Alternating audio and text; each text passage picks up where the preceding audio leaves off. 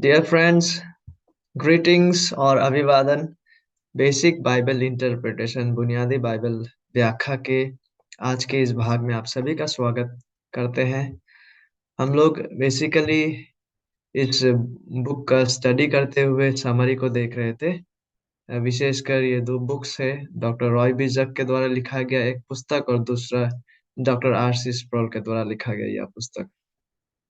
और आज से हम क्या करने वाले हैं, केवल इन दो बुक्सों में से नहीं लेकिन साथ ही साथ जो हर्मेन्यूटिक्स के ऊपर लेक्चर है डॉक्टर रॉसकप का, वहां से भी कुछ महत्वपूर्ण और हेल्पफुल विषयों को हम लेने जा रहे हैं और एक साथ इन विषयों को क्रम अनुसार स्टडी करने जा रहे हैं। और आज ही से हम इस विषय में प्रवेश करने जा रहे हैं, जिसे the basic principles of Bible interpretation कहते हैं, जिसे जिसे हम हर्मेनेटिक्स के नाम से भी जानते हैं। यानी बाइबल के पदों का अर्थ को निर्धारित करते समय जिन विषयों का हमें, या जिन नियमों का, जिस प्रिंसिपल्स का, जिन सिद्धांतों का हमें ध्यान में रखना है, उन्हीं विषयों का हम आज से लेकर क्रम अनुसार स्टडी करने जा रहे हैं। और आज वैसा पहला विषय को हम इन्हीं बुक्स और साथ ही साथ जो हर्मेनेटिक्स के ऊपर लेक्चर है वहां वहां के मदद से भी देखने जा रहे हैं। और वो पहला विषय, वो पहला जो प्रिंसिपल, वो जो पहला सिद्धांत है जिसे हमें ध्यान में रखना है बाइबल स्टडी करते समय, बाइबल स्टडी करते वक्त, बाइबल के पदों का अर्थ को निर्धारित करते समय, और इसे हमें हमेशा याद रखना है, और वो यह है कि पवित्र शास्त्र में स्पष्टता है। There is clarity in the scriptures. Bible के जो 66 पुस्तकें हैं वहां पे स्पष्टता है। देखिए, पवित्र शास्त्र साधारण से साधारण व्यक्ति के लिए भी पर्याप्त रूप से स्पष्ट है, और शास्त्र अपने सभी बुनियादी उद्धार संबंधित जो शिक्षण है उसमें स्पष्ट है। और जो प्रियजने, जो हम लोग हैं जो प्राचीन भाषाओं में अकुशल है, आम लोग जो है, जो जो जिनके पास ग्रीक, इब्रियो, अरामाइक के भाषा का कौशल नहीं है, उनके लिए भी पवित्र शास्त्र के अधिकांश हिस्से जो है सरल है, स्पष्ट है। उद्धार का संदेश जो है, सुसमाचार का संदेश, वो स्पष्ट है। लेकिन कुछ कुछ हिस्से आ, कठिन हो सकते हैं, लेकिन उसके बावजूद जो बुनियादी शिक्षण है बाइबल के, वो स्पष्ट है। जैसे कि मार्टिन लूथर को भी इस बात का निश्चयता था कि पवित्र शास्त्र के एक भाग यदि कठिन होते हैं तो उसे पवित्र शास्त्र के अन्य भागों में अधिक स्पष्ट और सरलता से बताया गया है। और यहाँ तक भी जब हम पवित्र शास्त्र में पढ़ने लगते हैं, वहां से ये प्रतीत होते हैं कि पवित्र शास्त्र को इसीलिए दिया गया, इन वचनों को और आदेशों को परमेश्वर की ओर से उनकी इच्छा को प्रकाश किया गया, विशेषकर पवित्र शास्त्र में, ताकि इसे समझा जाए, इसे स्पष्टता से बताया गया। व्यवस्था विवरण 30 अध्याय 11 से 14 पद में आइए देखते हैं। लिखा हुआ है, देखो, यह जो आज्ञा मैं आज तुझे सुनाता हूँ वो ना तो तेरे लिए अनोखी और ना दूर है, और ना तो यह आकाश में है कि तू कहे कौन हमारे लिए आकाश में चढ़कर उसे हमारे पास ले आए और हमको सुनाए कि हम उसे माने, और ना यह समुद्र पार है कि तू कहे कौन हमारे लिए समुद्र पर जाए और उसे हमारे पास ले आए और हमको सुनाए कि हम उसे उसे माने। परंतु यह वचन तेरे बहुत निकट, वरन तेरे मुंह और मन ही में है, ताकि तू इस पर चले। तो क्या हम समझ पा रहे हैं कि पवित्र शास्त्र में स्पष्टता है, यह सरल है। जो लोग ओरिजिनल भाषा में स्किल्ड नहीं है, उनके लिए भी पवित्र शास्त्र के जो मुख्य बुनियादी संदेश है, उद्धार संबंधित जो सत्य है, वो स्पष्ट है, सरल से सरल साधारण व्यक्तियों के लिए भी। और भजन 19 अध्याय 7 पद हमसे कहता है, यहोवा की व्यवस्था खरी है, वो प्राण को बहाल कर देती है। यहोवा के नियम विश्वास योग्य है, साधारण लोगों को, फूल्स को बुद्धिमान बना देते हैं। लेकिन बाइबल के कुछ हिस्से ऐसे भी हैं जो अत्यंत कठिन होते हैं और प्रारंभिक स्तर में किसी के लिए भी ये बाइबल पढ़े जो है वो कठिन होते हैं, अत्यंत कठिन। यहाँ तक कि पतरस इस बात को स्वीकारते हैं, दूसरा पतरस 3 अध्याय 15-16 पद में, जैसा हमारे प्रिय भाई पौलुस ने भी उस ज्ञान के अनुसार जो उसे मिला, तुम्हें लिखा है, वैसा ही उसने अपनी सब पत्रियों में भी इन बातों की चर्चा की है, जिसमें कुछ बातें ऐसी है जिनका समझना कठिन है। लेकिन परमेश्वर परमेश्वर की ओर से ऐसा प्रतिज्ञाएँ हमें दिया गया है कि परमेश्वर गाइडेंस प्रदान करेंगे, परमेश्वर मार्गदर्शन प्रदान करेंगे। जैसे कि भजन 32 अध्याय 8 पद में हम देख पाते हैं, मैं तुझे बुद्धि दूँगा, यहोवा कहता है, और जिस मार्ग में तुझे चलना होगा उसमें तेरी अगुवाई करूँगा। मैं तुझ पर कृपा दृष्टि रखूँगा और सम्मति दिया करूँगा। यहाँ तक कि जो पैसेजेस जो बाइबल पढ़े हैं, जो कठिन हैं, हमारे लिए जो अत्यंत कठिन भी होते हैं, वे भी क्लियर होने लगते हैं, जब हम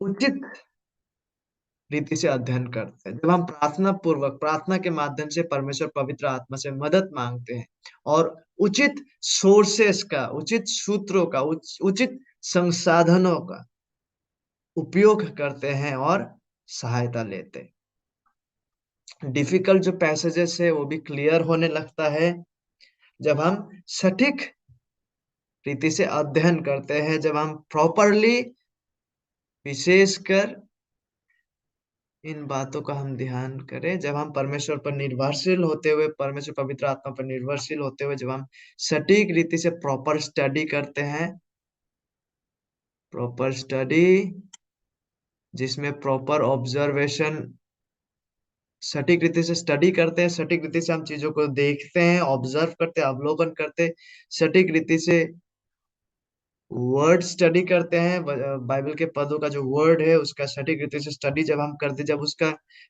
वर्ड वचनों का सटीक ग्रामर ग्रामर को जब हम स्टडी करते हैं, सटीक रीति से ग्रामेटिकल स्टडी जब हम करते हैं और साथ ही साथ ऐतिहासिक बैकग्राउंड्स को जब हम बाइबल के पदों का सटीक रीति से स्टडी करते हैं। तो इन इन विषयों का हमें ध्यान में रखना है। जब हम परमेश्वर पर निर्भरशील होकर सटीक अ, पद्धति को अपनाते हैं, उचित रीति से अध्ययन करते हैं, विशेषकर जब हम प्रॉपरली स्टडी करते हैं, सटीक रीति से अवलोकन करते हैं, कॉन्टेक्स्ट का, उनके अपने-अपने संदर्भ में बाइबल के पदों का जो शब्द है, उनका अच्छी तरह से शब्दों का अर्थों को समझने के लिए वर्ड स्टडीज़ करते हैं। व्याकरण का, बाइबल के पदों का व्याकरण को अच्छी तरह से स्टडी करते हैं। जब हम बाइबल के पदों का ऐतिहासिक जो कॉन्टेक्स्ट है, ऐतिहासिक जो बैकग्राउंड है, पृष्ठभूमि है, उसको जब हम सटीक रीति से अध्ययन करते हैं, और ये जो स्पष्टता है बाइबल के पदों को, यहाँ तक कि कठिन पदों को भी समझने का, ये एक ही दिन का विषय नहीं है, लेकिन जैसे-जैसे हम नियमित तौर पर रेगुलरली, कंटीन्यूअसली जो है सटीक रीति से प्रॉपर माध्यम का उपयोग करते हुए बाइबल को स्टडी करते जाएँगे, तो बाइबल के जो कठिन विषय भी है, वो भी हमारे मनों में और दिमागों में क्लियर होने लगता है। The clarity will grow and grow as we study the Bible regularly using proper channels and proper methods as we depend upon God, the Holy Spirit, to illumine our minds to understand the scripture. क्योंकि परमेश्वर ने स्पष्ट रूप से अपने संदेश को वचनों के द्वारा साझा किए हैं, उन्होंने अपने संदेश को क्लियरली कम्युनिकेट किए हैं, देयरफॉर हमें भी उस संदेश को स्पष्ट रूप से समझने की आवश्यकता है। इन सारे बातों को मद्देनज़र रखते हुए तो आज का पहला विषय जो है, जो बुनियादी प्रिंसिपल्स में सबसे जो पहला है जिसे हम स्टडी कर रहे हैं हर्मेनेटिक्स के विषय में, वो ये है कि वचनों में स्पष्टता है। पवित्र शास्त्र में स्पष्टता है। सरल से सरल व्यक्ति भी जो अ, बाइबल के ओरिजिनल भाषाओं में प्रशिक्षित नहीं है, उनके लिए भी बाइबल का जो संदेश है, जो बुनियादी संदेश है, उद्धार का संदेश है, सुसमाचार का जो संदेश है, वो स्पष्ट है। और अगर स्पष्टता नहीं है, अगर पर्दा लगा हुआ है, तो वो बाइबल के पन्नों में नहीं, इंसानों की आँखों में वो पर्दा लगा हुआ है। और दूसरी बात जिन्हें हमें ध्यान में रखना है और इस बात को हमें ग्रहण भी करना है कि बाइबल के कुछ हिस्से जो हैं, वो कठिन हैं। यहाँ तक कि पतरस भी इस बात से सहमत है, पतरस ने भी इन बातों को कहे हैं कि पौलुस के द्वारा लिखा गया कुछ बातें ऐसे हैं, जो समझने में कठिन है। लेकिन डिफ़िकल्ट पैसेजेज़ भी जब हम प्रॉपरली स्टडी करते हैं, परमेश्वर पवित्र आत्मा पर निर्भरशील होते हुए, सटीक रीति से अवलोकन करते हैं, तो परमेश्वर की ओर से प्रतिज्ञा है कि वो सटीक बुद्धि हमें प्रदान करेंगे और उनका वचनों को समझने के लिए और सटीक मार्ग में हमें अगुवाई करेंगे उनके वचनों के द्वारा। और एक विषय का हमें ध्यान में रखना है वो ये है कि गलत व्याख्या और मिथ्याकरण से सावधान रहें। Be careful of the wrong interpretation and accommodation. Falsification, don't make up things false. यूं ही बाइबल के पदों को में गलत कल्पना करते हुए गलत अर्थ को डाल के फॉल्सिफाई, मिथ्याकरण को करने से हम सावधान रहे। कभी-कभी हम लोग स्वयं के चित्रण को जो है स्वयं ही सॉरी कभी-कभी हम लोग स्वयं ही बाइबल का जो स्पष्ट चित्रण है, बाइबल का जो स्पष्ट अर्थ है, उसको धुंधला कर देते हैं। क्योंकि हम जब पदों के सामने आते हैं, तब उचित अवलोकन, सटीक रीति से ऑब्जर्व नहीं करते हैं कॉन्टेक्स्ट और हमें सही स्पष्टता नहीं मिलता है। फॉर एग्ज़ाम्पल इसके लिए एक उदाहरण देना चाहूँगा, ये उदाहरण सच्चा है। एक अनुवादक जो बाइबल इंटरप्रेटर ने जब याकूब और ईसाव का विषय में जब स्टडी कर रहे थे वो बाइबल में, जहाँ पे जेकब जो है, उन्होंने छल करके, झूठ बोल के याकूब ने एसाव का जैसा जो रोमदार वस्त्र पहन के छल करते हुए अपना पिता से जब आशीषों को ले लिए थे, तो इस विषय को जब ये अनुवादक, ये इंटरप्रेटर जब इस विषय को स्टडी कर रहे थे, तो इस सत्य घटना जो बाइबल में उल्लेखित है, इसकी ओर ताकते हुए वो कहते हैं कि ये एक चित्रण है। किस विषय का चित्रण? याकूब ने जब उस रोमदार वस्त्र को पहने छल करते हुए, तो ये उस विषय का चित्रण है कि एक विश्वासी जब मसीह का धार्मिकता का वस्त्र को धारण करते। देखिए, जब वो इस प्रकार से इन बातों को कहते हैं शायद और बहुत संभवत उनका इरादा नेक हो सकते हैं, उसका उसका he might have meant it for uh, well, but he was actually falsifying things. वो इस प्रकार से व्याख्या करते हुए चीज़ों को अपने कल्पना के आधार पर बाइबल पदों में थोप रहे थे, जिस विषय को यहाँ पे ना ही अन्य कहीं नए नियम में इस प्रकार से इन सत्य को व्याख्या किया गया है। कहीं पे हम ये नहीं देख पाते कि याकूब जब छल करते हुए रोमदार वस्त्र को पहनते हैं और छल करते हुए आशीषों को प्राप्त करते हैं, he deceives there। और कहीं पे भी हम ऐसा नहीं देख पाते कि ये जो वस्त्र को याकूब पहन रहा है, ये विश्वासियों का है, मसीह के धार्मिकता का वस्त्र को पहनने का प्रतीक या चिन्ह है।